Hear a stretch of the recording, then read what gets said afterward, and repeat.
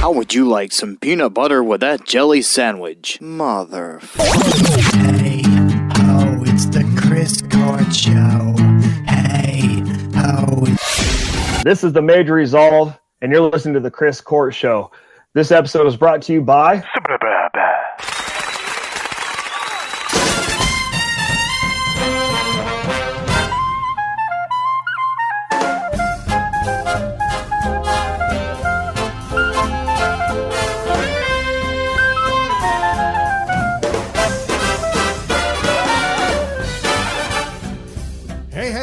Another interview, another episode for y'all asses.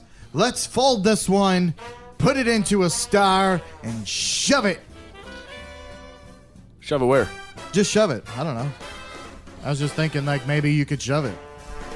How's everyone doing today? Yes, this is another episode, and you heard it in the intro. The Major Resolved.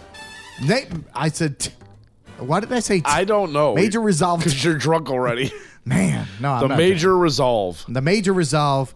Awesome interview, man. Like it was fun. We had a good time. Oh yeah, he was a great guy. We got into like old school stuff. Like I even said on the interview, like this guy could be my best friend. You know, he listens to a lot of good music. He mentioned Uriah, huh? I said fuck Matt. Or you getting JoJo? Do you want me to come and kiss you, boo boo? Is it in your heart? It hurts. Oh, my Maddie. I'm here, baby. You want to kiss? I'm getting a boner. So anyway, it was good. Matt liked his beard. His beard was actually amazing. So did I. His beard was glorious. Yeah, very well maintained. I was beard. a little jealous. I was gonna actually ask him if he has if he uses any kind of beard products, beard oil, beard. He probably uses something. I'm sure. Yeah. If you don't use anything, it itches. Oh yeah. I know. I mean, you could see in the episode Weak Beard when I trimmed my beard. Actually, my beard's actually coming back. It's filling in again. Yeah, it's filling back in. Looks better. I want to get the goatee thing going longer. How I had it. Ah. But we'll see. We'll see where it goes. Why don't you just go down to the soul patch? What? Just like shave everything and just soul patch? Just leave the little soul patch right in the middle there. You know what that's actually really called? A soul patch? Flavor saver. Flavor saver. I thought that was the mustache. No. The mustache is the flavor saver. Is it? I think so, because like when you're eating soup, it gets stuck in your mustache. No, the flavor saver is like never mind. I don't want to get too crazy on here. Let's just talk about the Major Resolve. All right, let's talk about the Major Resolve. Holy shit. We get sidetracked easily when we're drunk. We're not drunk. All right, so awesome interview again, and he's from Kentucky. And he has Bourbon Country. The band Major Resolve. Yeah, Bourbon Country. And we got Jim Beam, Devil's Cut, right here, right now. And in honor of this show, we are going to take an episode. We're going to take an episode? Nope. You're not drunk, are you? We're going to take a shot. Jesus. Well, like we... Yeah, I'm not going to let you edit that out. All right, you got me. But and it was tonight that we interviewed him. So we were I was drinking a couple brewskis. I haven't had an IPA in a long time. Drank an IPA. We were having whiskey, and it was a good time. And all of a sudden, out of nowhere, I was a little drinky. Yeah. So were you? Oh yeah, I still am. Yeah. So let's take a shot. All right.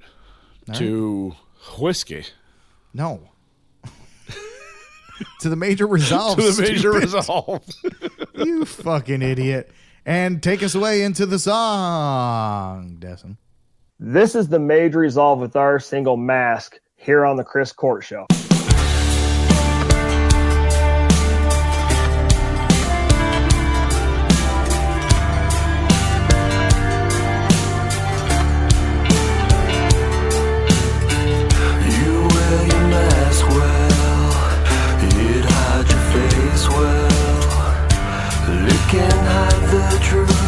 Does it ever harm you?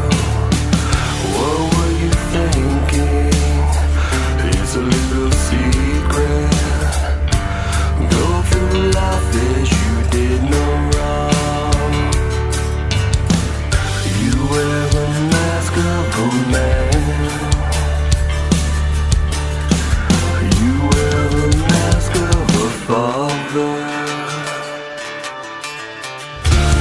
see right through you, through your mask of deceit. Can you see through me? All the lies I can see. One of these days you will meet your maker, meet your maker. One of these days you will see. Lady, how could you? Did it not kill you? You ran to the door, pretend not to hear.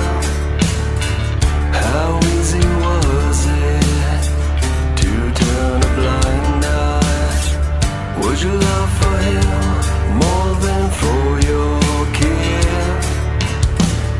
You wear the mask of a friend. You wear the mask of a mother. I see right through you, through your mask of deceit. Can you see through me? All the lies I can see. One of these days you will meet your maker, meet your maker. One of these days you will see. You will see. You will see. You will see. You will see.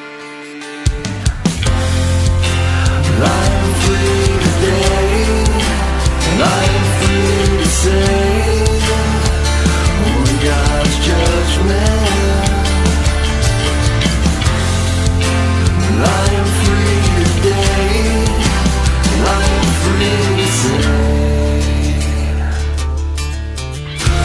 I see right through you, through your mask of deceit. Can you see through me? All the lies I can see. One of these days you will meet your maker, meet your maker. One of these days you will see.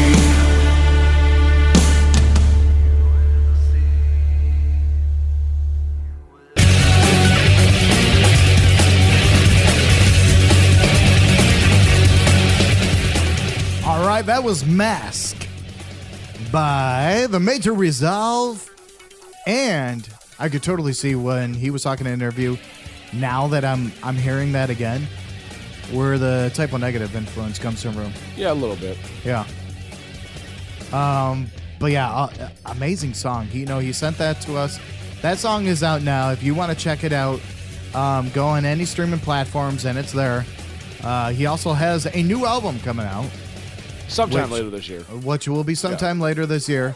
But the interview, it kind of has its serious moments and its funny moments, and it was a great interview. Oh yeah, it was a lot of fun. It was good times. We got sidetracked a little bit, but that's great, and it was good. It was all good fun. Matt was sweating like a chimpanzee. I wasn't sweating that bad. I seen you. I wanted to call you out, but we were too much in the. I wasn't sweating as bad as some other interviews. Yeah, you had the meat sweats. I want some meat right now. Yeah. So without further ado, let's get into our interview. Thank you guys again for listening. If you want to be interviewed, or if you want your song played on an episode here, contact chriscourtshow@gmail.com. We'll get back to you, and all we want to do is take independent music and just give it some kind of platform. Whether maybe it's not a big platform, but it's a platform. It's a platform. And if it becomes a big platform, that's even better. But right, we're here for the independent artists. We're here for the independent artist, and we're gonna have a video of this. So if you search on YouTube, there is video of this. It was on Zoom. That's where we do all our interviews, clips, and all that. But anyway, without further ado, let's get into the interview. The Major Resolve here on the Chris Court Show.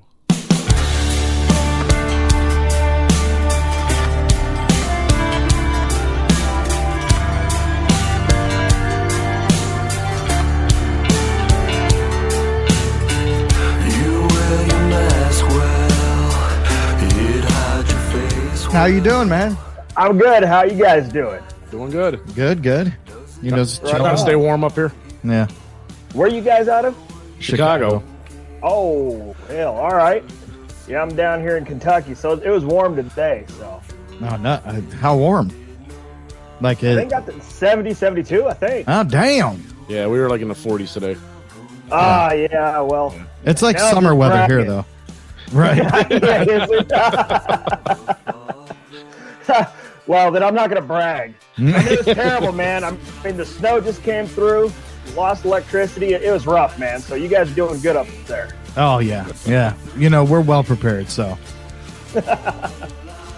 So, just right off the bat, if you can introduce yourself and, you know, what band you're from and. Yeah, easy enough. My name is Dustin Ray. I'm from the band The Major Resolve.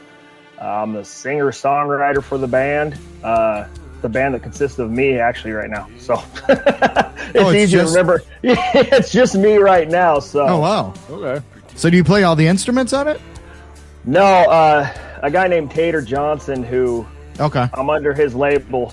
He does. Now, don't get me wrong. I can play a mean power chord sometimes. But Yeah. other than that, man, it's I kind of just give him a rough idea, and he just runs with it.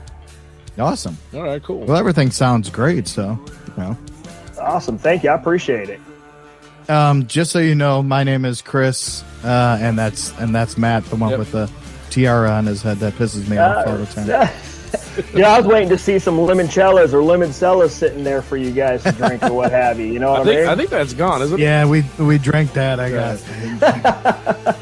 a little fucked up off of that one. Yeah, dude, that was a good show. I was listening. I was laughing. I was like, yeah, all right. Yeah, I think even the pronunciation, you know, went from being, you know, all right to who knows. No, I'm just playing with you. Right? guys, It man. probably did. It probably did. That shit was like no. 130 proof. Yeah, the No, thing I is, my buddy made it, and he just said, yeah, this is 130 proof. And, you know, halfway through the show, we already had, like, what, 2 shots or 3? 2 or 3, something like that, yeah. And at the end, I was just like, oh, fuck this. And we were drinking other stuff, too.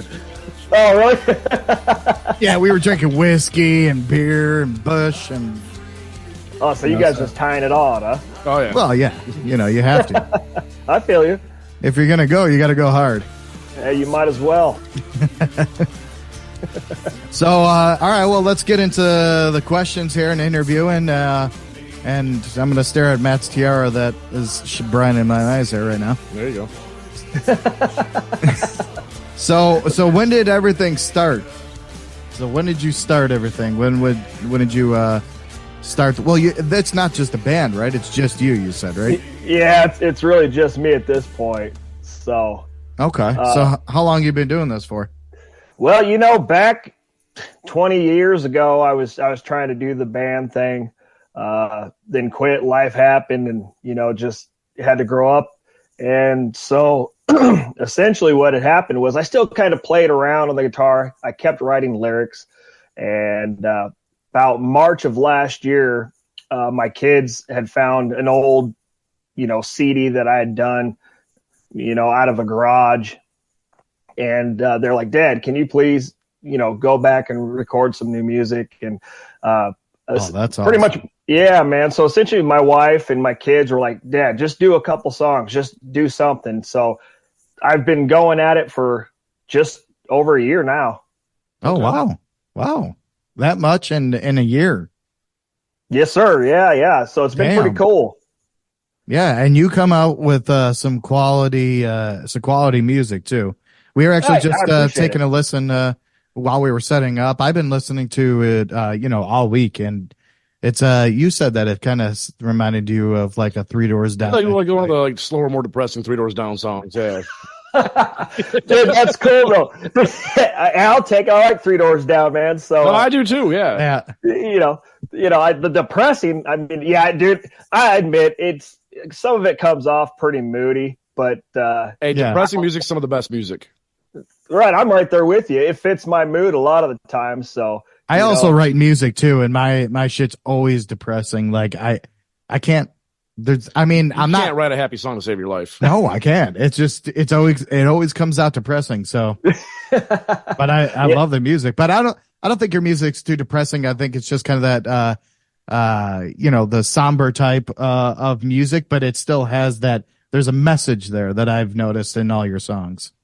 Perfect, and that's what I appreciate that, because essentially every song that I do is an experience that I've had, and so it's kind of my way of therapy of like, hey, write it down, let's see what we got, and two, it's kind of to show my kids too, like, hey, Right.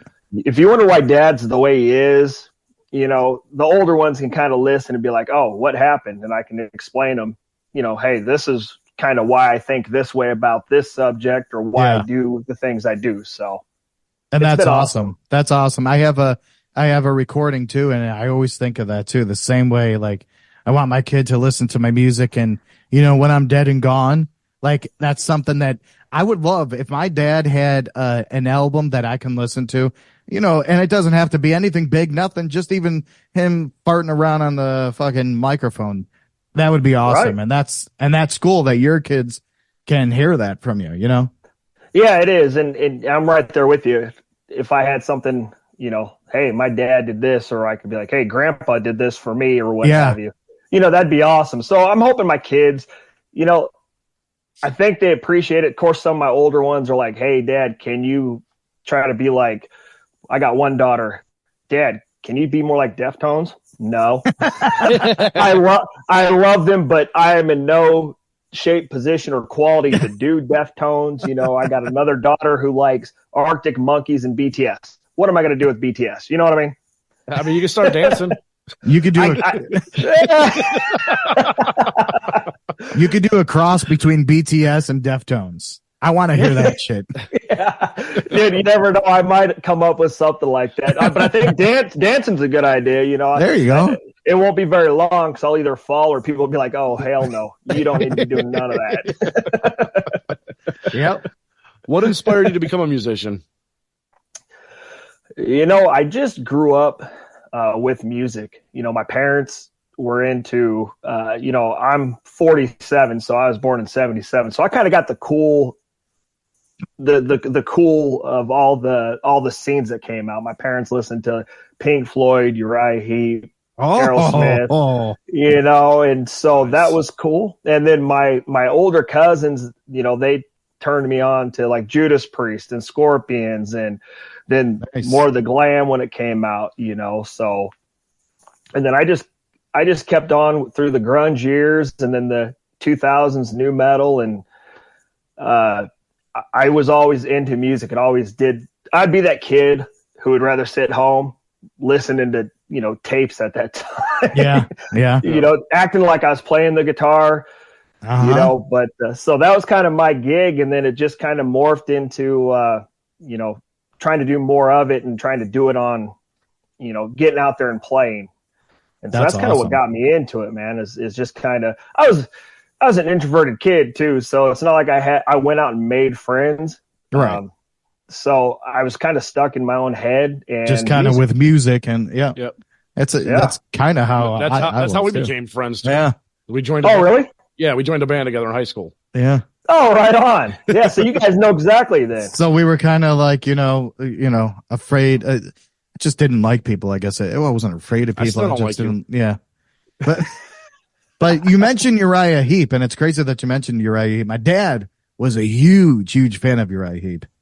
Right on. And we actually seen them live, and I was on they had I made a MySpace for them, and they interviewed me for it because I was like early 20s when this happened, and they interviewed me because I was so young and I was a young fan with a MySpace page of Uriah Heep. Dude, that's awesome. Yeah. Yeah, that's so cool. I know they're coming was to great. town, and my Yeah. dad wants to go, but I don't know if we're going to make it or not. I don't even know if any of the original members are around or not. They got to be 100, 102 years old, something like that. I think there's one that's original. I think one or two, but yeah, that's about it. Yeah, it's not many, but they're still good. You know, they're still putting out albums and. Yeah, I didn't know they were either until a while back. I was kind of looking to try to find a couple different albums for my dad, and I was like, "What the hell? Yeah, they got music all the way up." Yeah, to they're still going, man. Which is that's pretty cool, and they're pretty decent, you know. So so you know the Judas Priest and like the glam rock, is that more of where your influences come from, or? Yeah, you know, I'd say my main influences would be, and it's kind of weird because it's not in the music, but that I write, but Typo Negative was a very big influence on me. Shit, man. Nice. Holy shit. Yeah, so they're big. Queensryche's another one that was really big for me. Depeche Mode, they were a big one influence on me. That's the band I was thinking of when we first played you. I was thinking of a band. I'm like, they sound like someone, and I couldn't think of it. It was fucking Depeche Mode. Okay, well, that's cool. I love, like I said, I love them. I just hear the influence. Now, I'm not comparing you. I don't like when people compare, like, oh, you sound, but like I can hear an influence, definitely. Yeah, dude, I got you. Yeah, no, I appreciate it because I'm sure that kind of weighs because it's funny because this song I'm getting ready to come out with, I let my daughters listen to it, and they said, "Dad, I like that you're singing higher and not trying to sound like Peter Steele or something." And I'm like, what? Well, he was cool, but yeah, I get it. You know what I mean? So I can definitely see some of the way I phrase some of my wording and just maybe some of my vocals kind of have that Depeche Mode vibe to it. So yeah, that's cool. That's fair enough. Yeah. Man, me and you are going to be best friends. Typo Negative. Fucking shit. I love Typo Negative. I do too, man. I do too. Such a fun band to see live too. I've seen them live a couple times. You know, we seen them. I think it was on Halloween, like right before Peter Steele passed. Oh man! And it was oh god, they were such good live performing act. Yeah, they were. I seen them twice, and each time I was like, man, you guys are just their presence on stage. You know what I mean? Yeah. They're just like larger than life. Right. So it was cool. A little story, not to get off track, but Peter Steele was playing I forget what song he was playing, and then all of a sudden he stopped the whole fucking song, puts his bass down, and is like, "Hold on, I gotta go shit," and then fucking 15 minutes later, it's dead silent, mind you. Like people are just talking, dead silence, and then he comes back, puts his bass on, and then they fucking start. That's funny.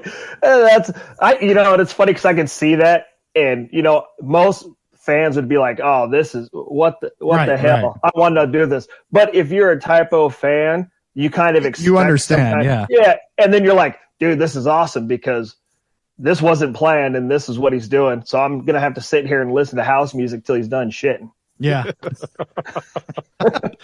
I think I could respect that from any artist, to be honest. If they just like honestly told you why they're walking off stage, right? I could respect that. Yeah, that's true. Sometimes you gotta, take a shit or piss. Yeah. Well, yeah, it happens. I guess it doesn't matter what you're doing. Right? If you gotta go, you gotta go. That's right. That's like that one girl. Was it Brass Against or whatever? I don't know if you guys ever heard about that lady. She they was playing a show. Dude a fan got up on stage, laid down. Dude, she dropped her drawers and peed right on him, right on stage. I was like, what? What is this? Fuck that. I know. I was like, man, I don't care how big of a fan I am. That ain't happening. Like a reverse R. Kelly concert. Yeah. It is too. Or Gigi Allen. Or Gigi Allen. There you go. I mean, they're all cut from the same cloth. You know exactly what I mean? From the same cloth. Holy fuck. Could you take us through the steps of how you write music? Sure. Essentially, I have lyrics, and then I'll just kind of try to sing a melody or try any part of the song. And then at that point, I'll try to take a guitar and just try to see if I can work something. And as long as I can get a couple notes or what have you, then I end up giving it to Tater, and then Tater just kind of runs with it, and we'll sit there and he'll put certain parts to it, and we'll say yay or nay, and that's kind of the process. It's really, a lot of times if I'm writing lyrics, it's because I'm either mad or I'm frustrated. Yeah. So Yep. I'm like, okay, well, now I just want to say this. I better write it down so I don't say it out loud. Yeah. And then, so that's kind of how the process works. I think the last two songs, actually, Tater's come up to me and said, hey, do you like any of this? And I'm like, well, let me see. Yeah, this would fit perfect for what I got going on right now. So it's becoming more of a joint writing, I guess. So does he write the music, or like, so he records the music, right? Yeah. So essentially he's the producer. He mixes it, masters it, and then he also comes up with the instrument arrangements. Okay. All right. So he does all that stuff. He was actually, I don't know if you remember a band called 10 Years. They're pretty big. 10 years? Yeah, a band called 10 Years. They had a big song called Wasteland. And Wasteland sounds familiar to me. So does 10 Years, but I don't. I'm thinking of fucking 10 years after. That's not the band. No, yeah, this is just 10 Years, but he was one of the founding members and the guitarist for 10 years. And so he left in like 2017 to start his own independent record label and get into that whole producing and mixing side of the house. So gotcha. And you're on his record label then? I am, yes. Okay. Awesome. So the song that you sent us, Mask, it's going to be released next week. We did listen to it, but just, are we able, first off, to play that song on our show? It's probably going to be released in what, a week or two? Probably 2 weeks. Probably 2 weeks or so. Yeah, So no. we're good to. Okay. Yeah, by all means. Unless you talk a lot of trash about it, but then you still can. No. I'm just kidding. No, we wouldn't have you on here if we. So what I got out of it when it started off, it was psychedelic. When I first heard it, and I really, really liked the lyrics. It was mask of a man, mask of a man, mask of a father. I think it was, right. Am I? Yes. Yep, okay. That's right. So exactly in your words, I mean, you wrote the song. So what is that about? So Mask is about family violence, and it's about how when you block you block trauma as a kid out, and as you get older, things kind of start creeping in your head. Like, did this happen? Did that happen? Mm-hmm. And then with an adult mind, you kind of go back and be like, man, what the hell? Yeah. Why this? Why that? And that's what the song is about. It's pretty much just trying to understand why. And, and like the second verse, it's about the mask of a mother. So it's kind of a 2-part. And so that's what that song's about. That's what I wrote it for. I just gotcha. kind of as an adult having kids, and you're like, what? How is that? How did that happen, and why? Yeah. So yeah.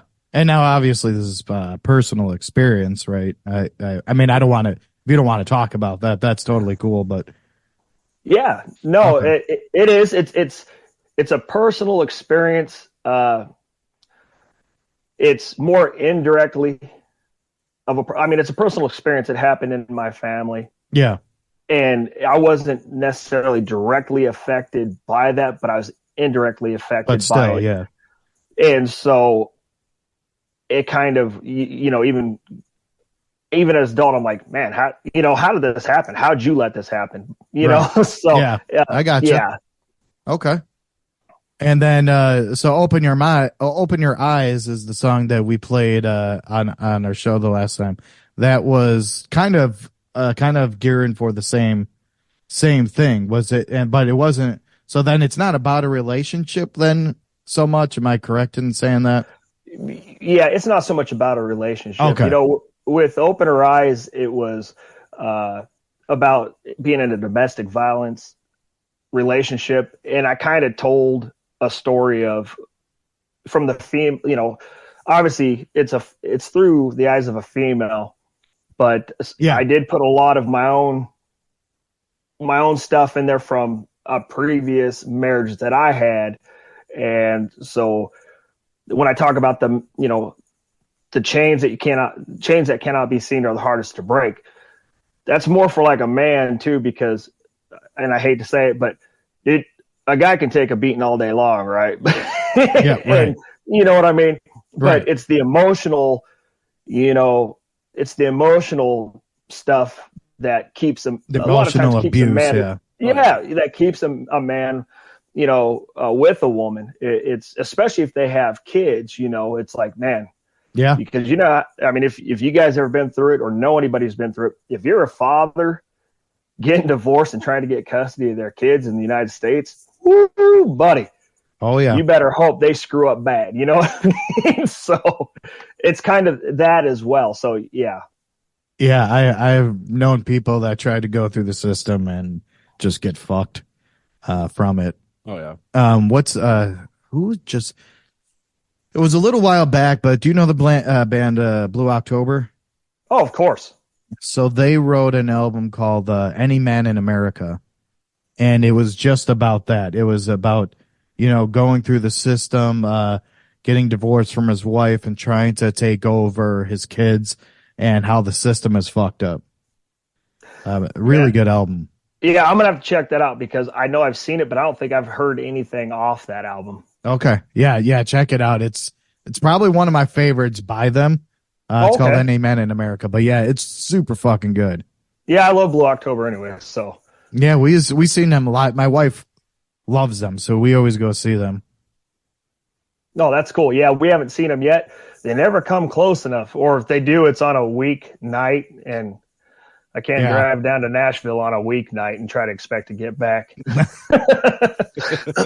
Well, you have what is Jim Beam there?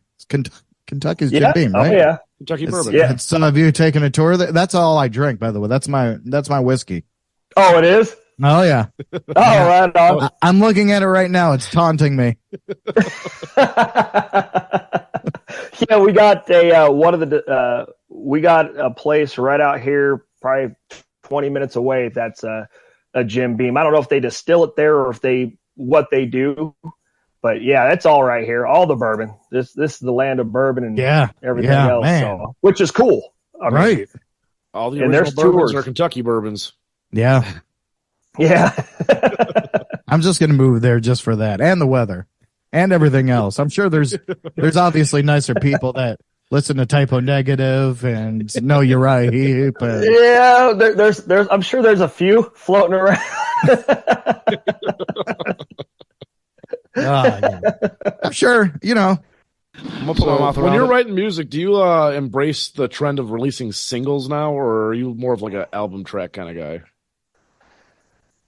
Well, so me personally, I like an album, but I'm also old school in the fact that I still like to get CDs and I still like to get vinyl because there's something about holding, you know what I mean, holding something and trying to rip the packaging off without damaging the cover. Oh, preach on. Being able to read the lyrics and look at pictures and just you don't have that now with the streaming sites and what have you. So it's more of it's a better way, from what I've been told, to do a single every 4 to 6 to 8 weeks.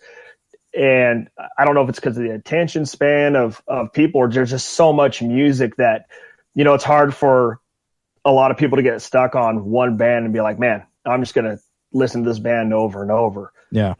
So I like albums myself, but I am going with just a single release. It's not until the we way- get into yeah. the album. That's the new way. Everyone's doing that now. Yeah, you know, and I like even my kids are getting into CDs now because at first they were against them, and then they can only get they some band wasn't releasing it on streaming sites, so they got the CD, and now she loves it. So she say buys CDs. Yeah, because now she knows. Oh, one even had a you used to get like fold out posters and shit like that on. Yeah. So she got one, and she's like, "Oh, this is the best ever. I want CDs from now on." So I know in my personal experience, CDs I always love just like listening to the album from front to back. yes, Listening to it front to back, it tells a whole story. It's all together. yeah. yeah, I'm right there with you. There's something about sitting down and zoning out to a whole album when it comes out, and bands like Queensryche when they did Operation Mindcrime, that was a concept album. You wasn't going to be able to release a single at a time. Nobody would know what the hell's going on. No, you And then couldn't do that. You'd have to go back and listen to the first one and the second one and the third one just to catch up. It would be like watching a series, Yeah. I would I'd used to cut grass like when I was a kid, teenager, and I would get $20 every time. Get $20, take my bike, go and buy first I bought every single Beatles CD that I could find. And then Right on. and then I bought Britney Spears. I was proud of that one. That one came with the poster too, right? Oh, it came with the poster, yeah. Yeah. Did you even listen to the album or you just went to the No. poster? I just locked myself away for a while and turned on the Beatles, That's a smart move. But yeah, I'm with you. I also collect albums. I have a whole turntable that spent fucking just too much money. But that's what I'm trying to teach my kids too, like how to hold the vinyl, like don't touch the black part. Yes. And my kid is actually getting to it. Like he'll change the vinyl around. Like I'll watch him obviously, but he'll change it around and not touch the black part, hold it on his side. So, that's the cool thing. Like I think, and especially now vinyl sales are going up. Like Yeah. It's becoming a trend again. and so are cassette tapes. Yeah, cassette tapes ain't going to stay around, though. I think vinyl will stay around. What about 8-tracks? 8-tracks have been gone. Yeah. That was the worst. I had a shit ton of 8-tracks at one point. Oh, did you?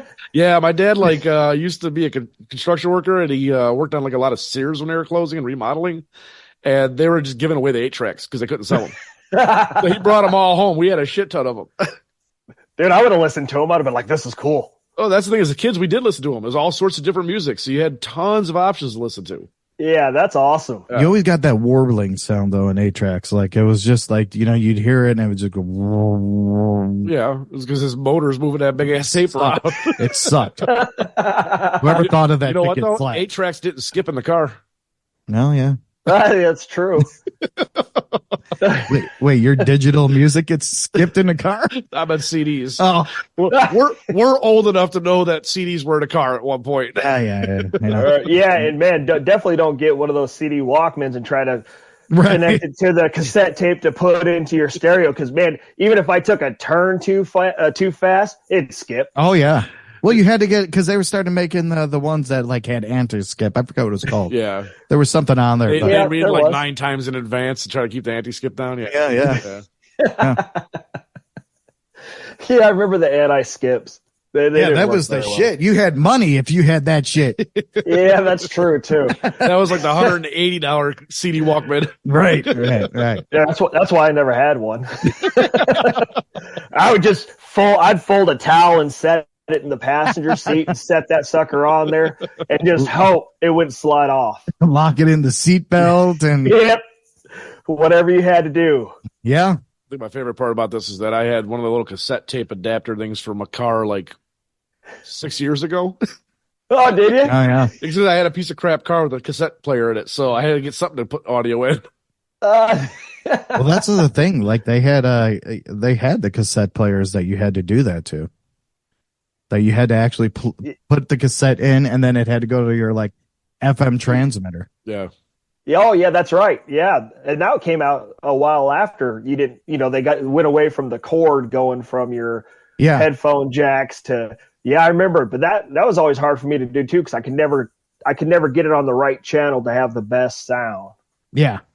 Yeah, that was the thing of it. I mean, but shit, now you just plug your phone in and no, you don't even plug it in anymore. I know around here, like, the best channel was always like Lazy kids 88.3. these It was like days. the lowest number on the thing. But then if you went downtown, it would stop working. Yeah, see, that's another thing too. You'd have to keep constantly trying to figure out what channel it was on, and by then, I was already too mad. I didn't care anyway. I just wanted to throw it out. That's right. So do you have any upcoming tour dates or anything? Are you traveling outside of Kentucky at all, or do you ever? No, right now, I'm not touring anywhere. Hopefully after the album comes out, I'm going to put a band together, and then we're just going to let it ride, have some fun, and see what happens. So Nice. That's kind of the gig, because I never really intended on even getting this far. I was just going to record a couple songs, but I think we're working on 10 songs, 10, 11 songs. Okay. Yeah. So I'm just playing it by ear, man. I'm just having fun. So Yeah. there's enough interest, and enough people like it, like the music, and anybody wants to play in the band, then hey, I'm cool. I'll go play somewhere. That's See what awesome. happens. When's the album coming out? I don't know. Sometime this year. Yeah. I don't know exactly when. I'd try to plan out, like I said, every six. Actually, we're working on about 6 to 8 weeks between releases right now. So I would imagine sometime in the fall, but I don't know for sure. Oh, okay. Well, that'd be I think that would be perfect for fall. Yeah, it'd be fun to get out there. So Yeah. When you do release the album, where can people find it? Is it going to be mostly on streaming, or are you going to sell some physical copies as well? it's going to be on all the streaming sites. I do want to get, a small press run of CDs. I'd like to throw some vinyl in there. I know it's kind of a dying, CDs and everything is kind of going along the wayside, but there are still a few. Yeah, but it's your Like own it. thing, that it's what you Right. want. Like, gives a fuck Yeah. what other people want. Well, that's kind of how I've been rolling with it. That's kind of where I'm at now with the music. It's kind of like, And it's awesome. So you're doing a good job. Like, Dude, I appreciate it. I really do, man. Because I never envisioned any of this stuff. So it's even talking to you guys. It's like cool. Yeah. Like what the heck, man? We're talking about something I created. What the hell's going on? Like Twilight Zone or something. Yeah, that should feel good, man. I mean, like, not many people can do the shit that you can do, and just create something out of thin air, and I make it appreciate sound good on top of that. So, kudos to you. That's, that's exactly why we're interviewing you, because that's why we interview That's people. why our show exists. Yeah. We just want to support yeah. everyone.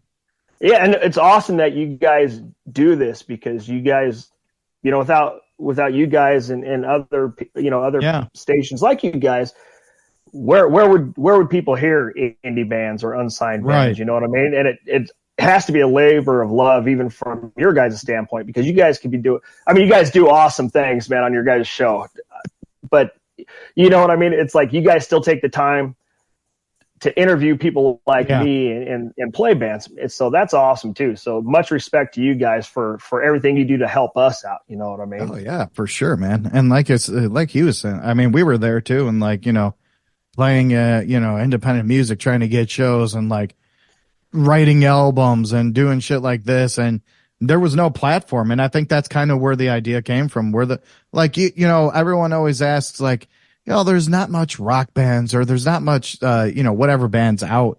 Well, there is. You just have to. You have to look for them. You have to look for them, and Yeah. you have to dig hard. Yeah, but like that's why, we kind of created that so you don't have to dig too hard. Yeah. No, and I've been able to find so many cool bands just being out there, like bands that I'm like, man, you guys are awesome. Why aren't you guys bigger than you are? Like some of these bands, you're like, damn, okay, Right. you guys rock, man. And it's just, it's crazy. And it goes to the wayside like every fucking time.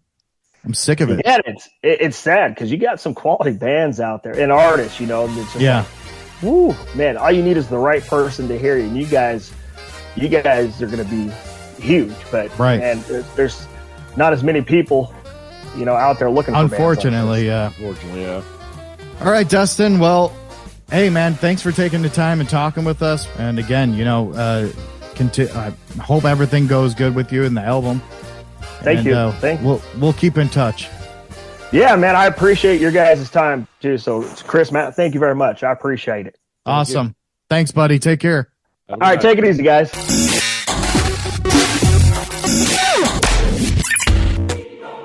Once again, thank you for listening to The Chris Court Show. Remember, if you have a band or business, or know someone that has a band or business, send all the info and MP3s to chriscourtshow@gmail.com. Chicken nuggets and cranberry sauce.